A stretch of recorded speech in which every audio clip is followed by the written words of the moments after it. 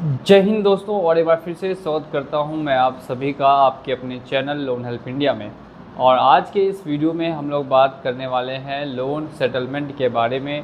काफ़ी लोगों को लोन अपना सेटलमेंट करवाना है और काफ़ी लोग ऐसे हैं जिन्होंने ऑलरेडी लोन सेटल कर रखा है। तो बात करेंगे जिन्होंने ऑलरेडी सेटल कर रखा है या फिर जिनको लोन कम से कम पे सेटल कराना है, तो पूरा प्रोसेस क्या है, कैसे आप भी अपना लोन आसानी से सेटलमेंट करवा सकते हैं और क्यों बैंक जल्दी लोन सेटलमेंट नहीं करती और ऐसा बोलती है कि अब हमारे पास से लोन सेटलमेंट होना बंद हो चुका है। एक बार फिर से स्वागत करता हूं आप सभी का आपके अपने चैनल पर। और अगर आपने अभी तक चैनल को सब्सक्राइब नहीं किया तो चैनल को सब्सक्राइब करके और साथ ही साथ में बेल आइकन को प्रेस कर दें। तो यहाँ पे हम लोग बात करते हैं लोन डिफ़ॉल्ट। सबसे पहले जब आप लोन डिफ़ॉल्ट करते हैं तो कंपनी मिनिमम आपसे बोलती है कि आप अपना ईएमआई का मिनिमम ड्यू अमाउंट जो इंटरेस्ट होता है कम से कम उतना भी पेमेंट कर दें। क्यों आखिर आपसे इंटरेस्ट बार बार कहा जाता है देने के लिए? ताकि आपका अकाउंट एनपीए ना हो। एनपीए क्या होता है, अगर आपको ये नहीं पता तो आप जाके सर्च करेंगे एनपीए क्या होता है लोन हेल्प इंडिया, तो आपको पूरा एक डेडिकेटेड वीडियो इस टॉपिक पर मिल जाएगा।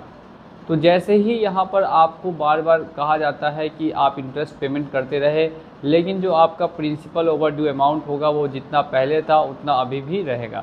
लेकिन जब आप पूरी तरीके से ईएमआई मिस करते हैं, यानी ना ही आप प्रिंसिपल पेमेंट कर पाते हैं ना ही इंटरेस्ट पेमेंट कर पाते हैं, तब जाके आपकी एक ईएमआई बाउंस होती है।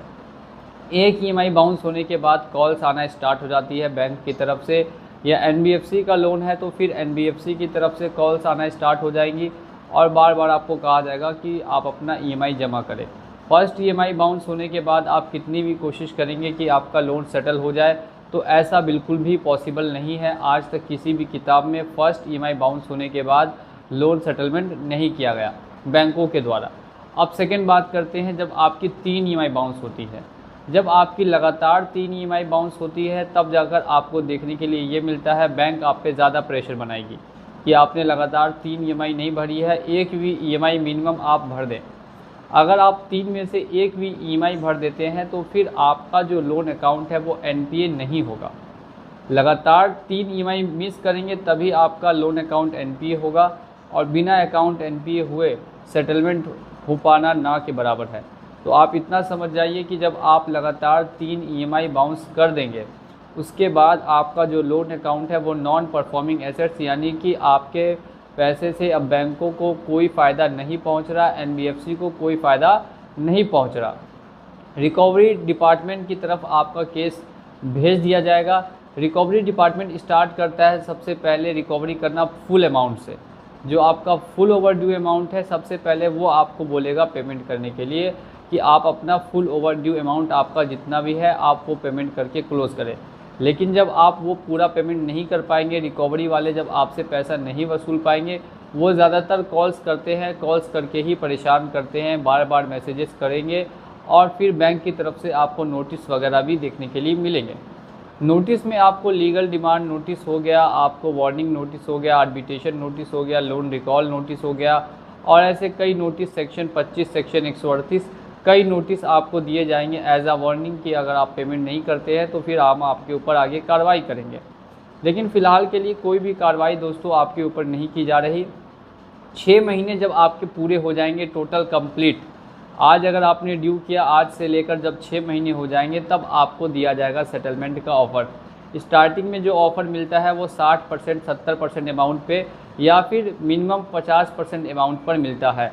अब आप लोग सोचेंगे कि जब पहली बार सेटलमेंट करना ही है, जब सिविल ख़राब करना ही है, तो 50% पे क्यों सेटलमेंट करें? तो देखिए यहाँ पे 50% बैंकों ने आपको कहा है करने के लिए, लेकिन आपके ऊपर डिपेंड करता है आपकी कैसी स्थिति है, आप कितने में कर सकते हैं।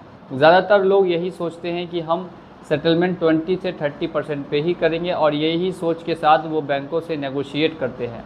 नेगोशिएट करने का मतलब होता है बार्गेनिंग करना, कि वो अगर आपको 50 बोल रहे हैं आप उनको 20 बोल रहे हैं, वो 40 बोल रहे हैं आप 25 बोल रहे हैं, फिर वो 35 बोल रहे हैं आप 30 बोल रहे हैं। इस तरीके से जब आप नेगोशिएशन करेंगे तो लास्ट में जाकर एक फ़ाइनल आपको ऑफ़र दिया जाएगा। मिनिमम आपको 20% पे होगा और ऐसे एवरेज जो लिया जाता है वो 30% का है कि 30% तक पे कर दिया जाएगा। इसमें भी काफ़ी कंडीशंस लगती है, जो कंडीशंस है वो भी आप समझ जाएं। सबसे पहली जो कंडीशन है कि अगर आपके घर में आपका या किसी और का मेडिकल ख़राब है तो वो आप प्रूफ में अटैच करके अगर कंपनी को नोटिस देंगे तो आपका सेटलमेंट जल्दी से हो जाएगा। और इसमें दूसरी कंडीशन है, अगर आपकी जॉब जा चुकी है, आप लास्ट 6 महीने का बैंक स्टेटमेंट और जॉब का टर्मिनेशन या रेजिग्नेशन लेटर अटैच करके देंगे कंपनी को या बैंक को, तब कंपनी कब में सेटलमेंट करेगी।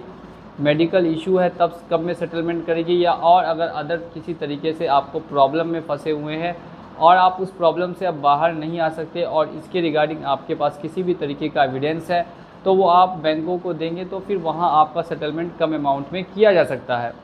अमूमन ऐसे देखने के लिए नहीं मिलता कि बैंक खुद से आपको 20% ऑफ़र कर दे, 25% ऑफ़र कर दे, क्योंकि जितना कम ऑफ़र करेगी बैंक को उतना ज़्यादा लॉस होगा। और 20-25% ऑफ़र भी बहुत ही रेयर केसेस में किया जाता है, वो भी कुछ बैंकों के द्वारा। बाकी कुछ बैंक्स ऐसे हैं जो इतना कम आपको बिल्कुल भी ऑफ़र नहीं करते। ये हमने आपको बता दिया पूरा लोन सेटलमेंट का प्रोसेस, जो आपको 6 महीने बाद से स्टार्ट होकर आपको 1.5 साल 2 साल तक में आप पूरी तरीके से लोन को क्लोज़ करवा सकते हैं। इस बीच में सेक्शन 25 सेक्शन 138 बाउंस होगा नहीं होगा, इस टॉपिक पर वीडियो आपको नेक्स्ट आने वाला है। तो अगर आपने चैनल को सब्सक्राइब नहीं किया तो चैनल को सब्सक्राइब करके बेल आइकन को प्रेस कर लीजिए। चलिए चलता हूँ आज के इस वीडियो में और मिलूँगा आप लोगों से अगली वीडियो में बहुत ही जल्द। जय हिंद।